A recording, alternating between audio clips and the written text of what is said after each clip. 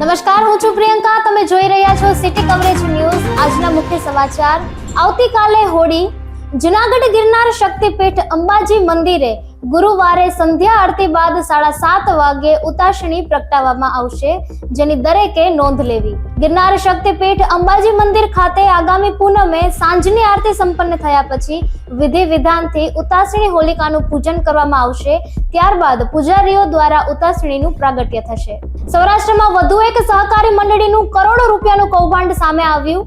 રાજકોટમાં વધુ એક સહકારી મંડળી ઉઠી છે. રાજકોટમાં મની પ્લસ શરાફી મંડળીના પ્રમુખ દ્વારા કૌભાંડ આચરવામાં આવ્યું છે. ત્યારે શરાફી મંડળીના પ્રમુખ અલ્પેશ ડોંગા સહિતના લોકો દ્વારા કરોડો રૂપિયાની રકમનું કૌભાંડ કર્યું હોવાનો આરોપ લાગ્યો છે. સમગ્ર મામલે રાજકોટ તાલુકા મથકે પોલીસ ફરિયાદ નોંધાઈ છે.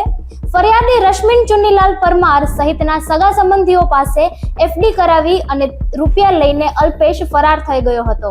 આ વાત સામે આવી છે અને એફડી પાકતી મુદ્દતે આ રકમ પરત ન આપતા આ મામલો હાલ પોલીસ મથકે પહોંચ્યો હતો. રાજકોટની સ્કૂલ ઓફ સાયન્સમાં રેગિંગની ઘટના સામે આવી છે. જૂનાગઢના વિદ્યાર્થીને માર્યો ઢોર માર. રાજકોટની સ્કૂલ ઓફ સાયન્સમાં રેગિંગની ઘટના બની હોવાની વાત સામે આવી છે, જેમાં જૂનાગઢના વિદ્યાર્થી સાથે રેગિંગની ઘટના થઈ હોવાની પ્રાથમિક માહિતી મળી છે. જેમાં હોસ્ટેલમાં અન્ય વિદ્યાર્થીઓએ ભેગા મળીને એક વિદ્યાર્થીને માર માર્યાનો આક્ષેપ કરવામાં આવ્યો છે. તો આ સમગ્ર કેસમાં હજુ સુધી કોઈ પોલીસ ફરિયાદ નોંધાવવામાં આવી નથી. સૂત્રાપાડાથી વિદ્યાર્થી ભણવા આવ્યો હતો અને તેને ઢોર માર મારવામાં આવ્યો હતો. આ વિદ્યાર્થીએ પિતાને ફોન કરીને જાણ કરી કે તેની સાથે શું ઘટના બની છે.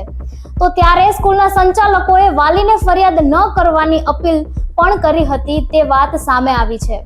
વિદ્યાર્થીને શરીર પર માર માર્યાના નિશાનો જોવા મળતા હાલ વાલીઓમાં પણ ચિંતિત બન્યા છે. હું માર્યું તું? કેટલાક માર્યા હતા? તે હું માર્યું તું ભાઈ? અને આ પટ્ટા કોણે માર્યા હતા? બીજાનું નામ બોલ. નામ બોલ ઝડપથી. રાઠોડ પ્રિન્સ. ક્યાંનો છે? સમજો તો. પછી બીજો ઓલા નામ શું હતું? નકુમ તીર્થ. એને હું માર્યું તું? પટ્ટા માર્યા હતા ને તીર્થે. તે પટ્ટા માર્યા હતા, હાચું બોલ છે. કોણે માર્યા હતા પટ્ટા ભાઈ?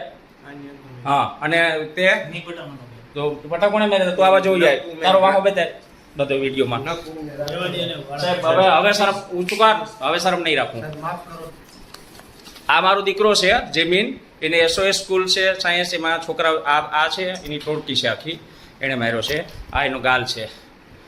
અને ઊંચું કર બેટા.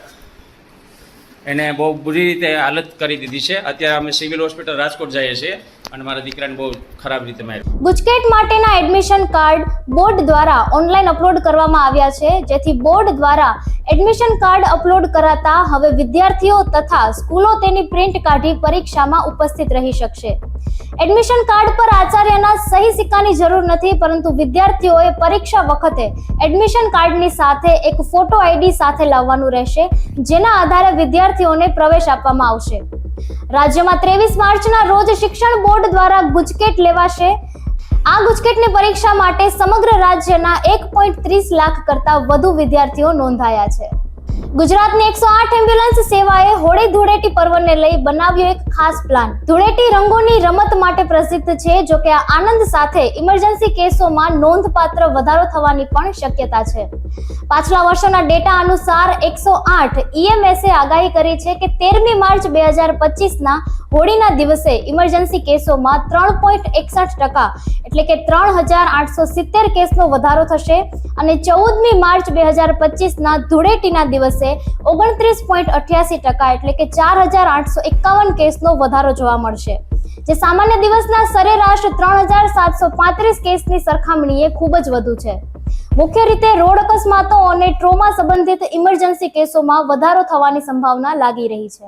રાજ્યની ખાનગી શાળાઓમાં ફી નિયમન માટે સરકાર દ્વારા ગુજરાત સ્વનિર્ભર શાળા ફી અધિનિયમ 2018 હેઠળ FRCની રચના કરવામાં આવી છે, જેના ભાગરૂપે રાજ્યની ખાનગી શાળાઓમાં FRCની માર્ગદર્શિકા મુજબ નિયત ફી નિર્ધારિત કરવામાં આવી છે અને તે મુજબ જ ફી લેવામાં આવશે.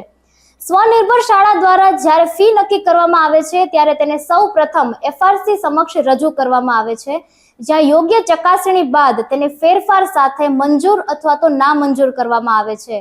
તેમ આજે વિધાનસભા ગૃહમાં પૂછાયેલા પ્રશ્નનો ઉત્તર આપતા શિક્ષણ મંત્રી ડોક્ટર કુબેર ડિંડોરે જણાવ્યું હતું. આરટીઈ એક્ટ 2009 હેઠળ વર્ષ 2023 અને 24ના શૈક્ષણિક વર્ષના જૂનાગઢ જિલ્લાની 441 શાળામાં 1451 વિદ્યાર્થીઓને પ્રવેશ આપવામાં આવ્યો છે. આ જ પ્રકારે વર્ષ 2024 અને 25ના શૈક્ષણિક વર્ષમાં જૂનાગઢ જિલ્લાની 426 શાળામાં 694 વિદ્યાર્થીઓને પ્રવેશ આપવામાં આવ્યો છે, તેમ શિક્ષણ મંત્રીએ જણાવ્યું હતું. પોતાના ખેતરને જીઓ રેફરન્સિંગ દ્વારા માર્ક કરી શકાશે. ગુજરાતના ખેડૂતો હવામાન, વરસાદની આગાહી, સંભવિત રોગ, જીવાત ઉપદ્રવ અને નિયંત્રણ માટેની માહિતી, ખેડૂતો ઉપયોગી પ્રકાશનો, નવનીતમ ખેત પદ્ધતિ તેમજ સરકારની કૃષિલક્ષી યોજનાઓની માહિતી હવે ફોનના માધ્યમથી સરળતાથી મેળવી શકાશે તેવા શુભ આશય સાથે આ યોજના અમલમાં આવી છે. ગુજરાતમાં એપ્રિલ મહિનામાં જંત્રીના નવા દર લાગુ થવાની શક્યતા, સરકારને મળી અરજીઓ. ગુજરાતમાં એપ્રિલ મહિનામાં જંત્રીના નવા દર લાગુ થવાની શક્યતાઓ રહેલી છે, જેમાં જંત્રીના ભાવોમાં રાહત મળે તેવી સંભાવના પણ સેવાઈ રહી છે. 11,000 જેટલી વાંધા અરજીઓ ફેરફાર માટે મળી હતી, જેમાં 6,000 જેટલી અરજીઓ જંત્રી ઘટાડા માટે સરકારને મળી છે. સીએમ કક્ષાએ અંતિમ નિર્ણય બાદ નવા દર જાહેર થઈ શકે છે. આસામ દેશનું પહેલું એવું રાજ્ય બનશે કે જેની પાસે પોતાનો સેટેલાઇટ હશે. નાણામંત્રી અજંતા નિયોગે વર્ષ 2025 અને 26માં રાજ્યનું બજેટ રજૂ કરતી વખતે આ વાત કરી હતી અને તેના માટે આસામ સરકારની ઈસરો સાથે વાતચીત પણ કરી છે. જે અંગે મુખ્યમંત્રી હિમંતા બિસ્વાએ કહ્યું હતું કે જો અમારી પાસે પોતાનો ઉપગ્રહ હશે તો અમને તે માહિતી આપશે કે કોઈ બહારનો વ્યક્તિ ખોટી રીતે રાજ્યમાં પ્રવેશ કરી રહ્યો છે કે નહીં. સાથે જ આ પૂર જેવી આફતો અંગેની પણ એડવાન્સમાં માહિતી આપશે અને ખેડૂતો માટે હવામાન સંબંધિત રિપોર્ટ પણ રેડી કરી આપશે. પટેલ કેળવણી મંડળ સંચાલિત ઘોડાસરા મહિલા કોલેજ જૂનાગઢના કોમ્પ્યુટર સાયન્સ ડિપાર્ટમેન્ટમાં BCA સેમેસ્ટર 6ના વિદ્યાર્થીનીઓ માટે કેમ્પસ ઇન્ટરવ્યુનું આયોજન કરવામાં આવ્યું હતું. આ ઇન્ટરવ્યુમાં અમદાવાદની સ્ટોક કોડ પ્રાઇવેટ લિમિટેડ કંપનીએ BCA સેમેસ્ટર 6ના 31 વિદ્યાર્થીનીઓના ઇન્ટરવ્યુ લીધા હતા, જેમાંથી 4 વિદ્યાર્થીનીઓ જોબ માટે પસંદગી પામેલ છે. ગૃહમંત્રી અમિત શાહે કહ્યું કે હવે FIR નોંધાવાથી લઈને સુપ્રીમ કોર્ટ પાસેથી ન્યાય મેળવવામાં માત્ર 3 વર્ષનો સમય લાગશે. 3 વર્ષની સમય મર્યાદાની સ્પીડી જસ્ટિસની વ્યવસ્થા 2 વર્ષમાં ન્યાયતંત્રમાં ગોઠવાઈ જશે, જેમાં ગુજરાત બાર કાઉન્સિલિંગ દ્વારા આયોજિત અભૂતપૂર્વ સમારોહમાં અમિતભાઈ શાહની ઉપસ્થિતિમાં રાજ્યમાં 11,300 વકીલોની ઐતિહાસિક શપથવિધિથી નવા કીર્તિમાન સ્થાપિત થયા છે.